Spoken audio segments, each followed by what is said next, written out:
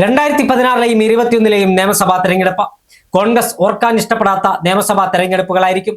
അതിദയനീയമായ പരാജയമാണ് 2016 2021 കോൺഗ്രസിനുണ്ടായത്.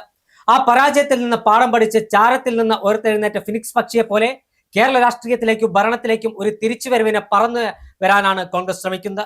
ആവനാഴിയിലെ അസ്ത്രങ്ങളെല്ലാം പുറത്തെടുത്ത രാഗിമിനുക്കിയ ആയുധങ്ങൾ CPM-നെതിരെ എയ്തുകൊണ്ട് കോൺഗ്രസ് 2026 നിയമസഭാ തെരഞ്ഞെടുപ്പിൽ ഭരണം പിടിക്കാനുള്ള തത്രപ്പാടിലാണ്. മുമ്പത്തെ പോലെയല്ല ഇപ്പോൾ കോൺഗ്രസിലെ സ്ഥിതി.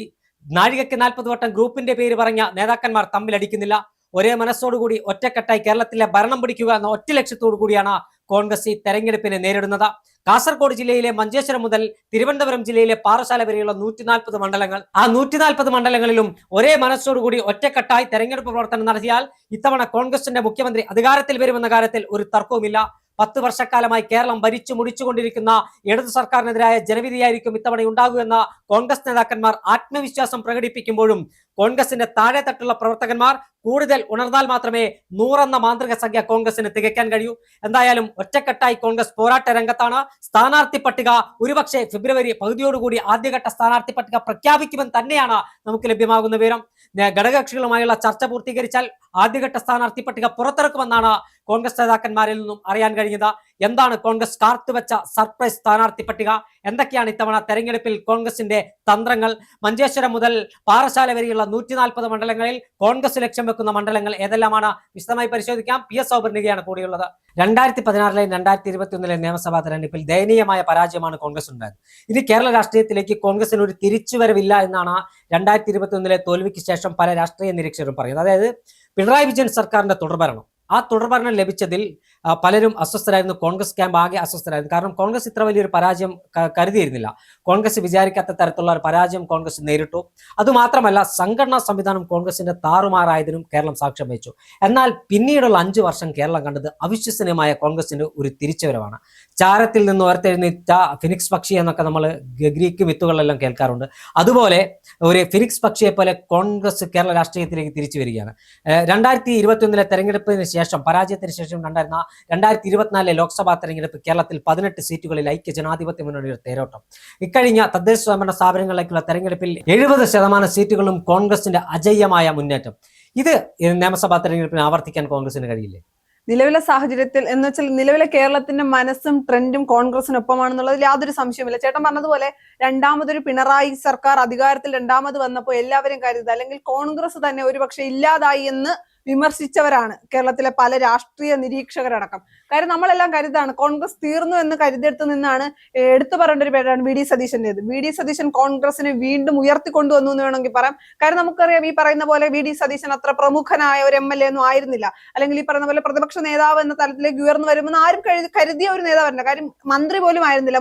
മുൻപ് കോൺഗ്രസ് അധികാരത്തിലുള്ള, അല്ലെങ്കിൽ UDF അധികാരത്തിലുള്ള മന്ത്രി പോലും ആകാത്ത ഒരു വ്യക്തിയായിരുന്നു. പിന്നീട് പ്രതിപക്ഷ നേതാവായി VD സതീശൻ വന്നു. ഈ പറയുന്ന പോലെ യൂത്ത് കോൺഗ്രസ് ആകട്ടെ, KSU ആകട്ടെ, അതൊക്കെ വീണ്ടും നന്നായി പ്രവർത്തിക്കാൻ തുടങ്ങി. അത്തരത്തിൽ വലിയ മാറ്റങ്ങളുമായിട്ടാണ് കോൺഗ്രസ് വന്നത്. അതിനുശേഷം നടന്ന ലോക്സഭാ തെരഞ്ഞെടുപ്പിൽ 18 സീറ്റ് കിട്ടി.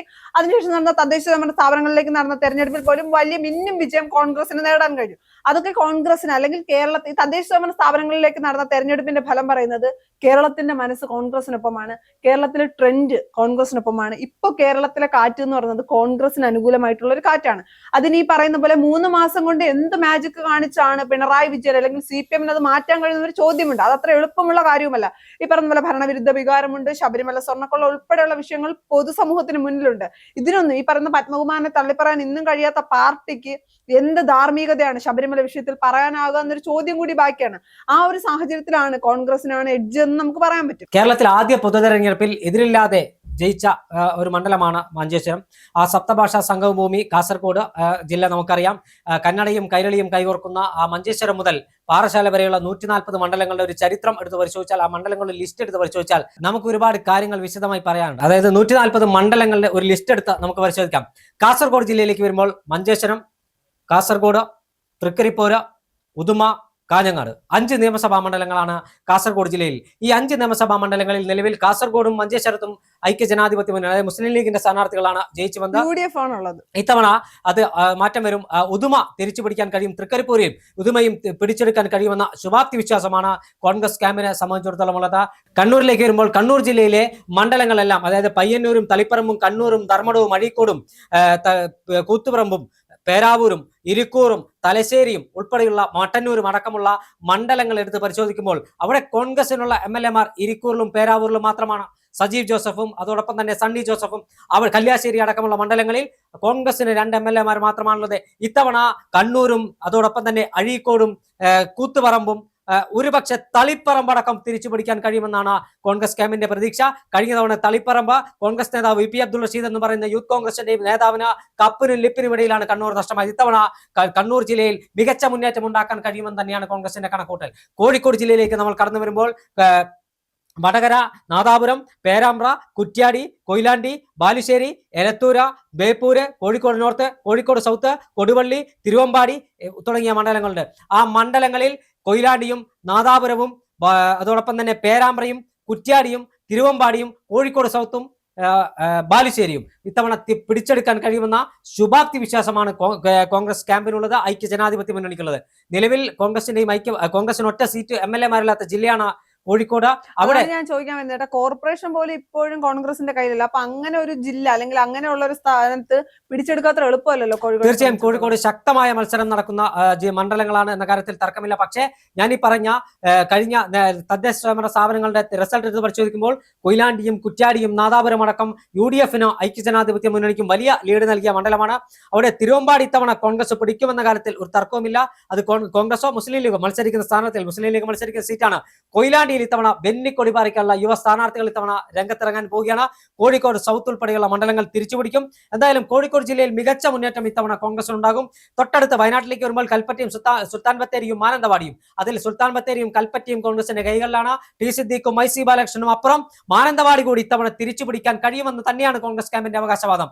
മലപ്പുറത്തേക്ക് വരുമ്പോൾ കഴിഞ്ഞ തവണ കോൺഗ്രസ് നഷ്ടപ്പെട്ട UDF-ന് നഷ്ടപ്പെട്ട തവനൂര്, താനൂര്, പൊന്നാനി ഈ 3 മണ്ഡലങ്ങളും തിരിച്ചു പിടിക്കാൻ കഴിയുമെന്നാണ് കോൺഗ്രസിന്റെ പ്രതീക്ഷയെങ്കിൽ തൊട്ടപ്പുറത്ത് പാലക്കാട് വലിയ മുന്നേറ്റമുണ്ടാക്കാൻ കഴിയും. നിലവിൽ പാലക്കാടും മണ്ണാർക്കാടും മാത്രമാണ് UDF-ന്റെ കൈകളിലുള്ളത്. അവിടെ മികച്ച വിജയം നേടാൻ കഴിയും. ചിറ്റൂരും പട്ടാമ്പിയും ഉൾപ്പെടെയുള്ള മണ്ഡലങ്ങൾ തിരിച്ചുപിടിക്കും. കോങ്ങാട് തിരിച്ചുപിടിക്കാൻ കഴിയുമെന്നാണ് കോൺഗ്രസ് ക്യാമ്പ് കണക്കുകൂട്ടുന്നത്.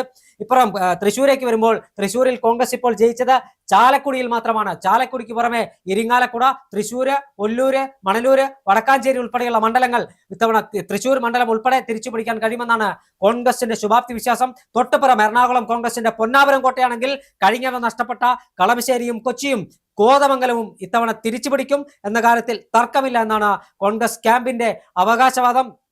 കുന്നത്തനാടും കോൺഗ്രസ് ഇത്തവണ പിടിച്ചെടുക്കുമെന്ന് കോൺഗ്രസ് പറയുന്നു. തൊട്ടപ്പുറം ഇടുക്കിയിൽ പീരിമേടും ഉടുമ്പൻചോലയും ഇടുക്കിയും ദേവികുളവും അടക്കമുള്ള മണ്ഡലങ്ങളിൽ ശക്തമായ മത്സരമാണ് നടക്കാൻ പോകുന്നത്.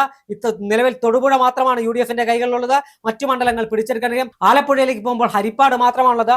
ആലപ്പുഴയിൽ ഹരിപ്പാടും അമ്പലപ്പുഴയും അതോടൊപ്പം തന്നെ കായംകുളവും മാവേലിക്കരയും അരൂരും അടക്കം ചേർത്തലയും അടക്കം പിടിച്ചെടുക്കാൻ കഴിയും. ഒരു കാലത്ത് AK ആന്റണി തന്റെ ഉള്ളം കയ്യിൽ അമ്മാനമാടിയ ചേർത്തല അടക്കമുള്ള മണ്ഡലങ്ങൾ പിടിച്ചെടുക്കാൻ കഴിയും. കോട്ടയത്തേക്ക് എത്തുമ്പോൾ കഴിഞ്ഞ നഷ്ടപ്പെട്ട ഏറ്റുമാനൂർ ഉൾപ്പെടെയുള്ള മണ്ഡലങ്ങൾ തിരിച്ചുപിടിക്കാൻ കോൺഗ്രസ് അരിയും തലയും മുറുക്കി രംഗത്തുണ്ട്. കുട്ടനാടും ഏറ്റുമാനൂരും അടക്കം.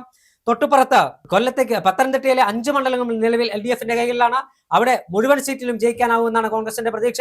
കൊല്ലത്ത് കരുനാഗപ്പള്ളിയും കുണ്ടറയും ഒഴിച്ച മറ്റു മണ്ഡലങ്ങളെല്ലാം ഇടതുമുന്നണിയുടെ കൈകളിലാണ്. പിടിച്ചെടുക്കാൻ കഴിയും. വലിയ മുന്നേറ്റം സൃഷ്ടിക്കാൻ കഴിയും. കാരണം കൊല്ലം കോർപ്പറേഷൻ അടക്കം ഇത്തവണ UDF-ഉം കോൺഗ്രസും വിജയിച്ചിട്ടുണ്ട്.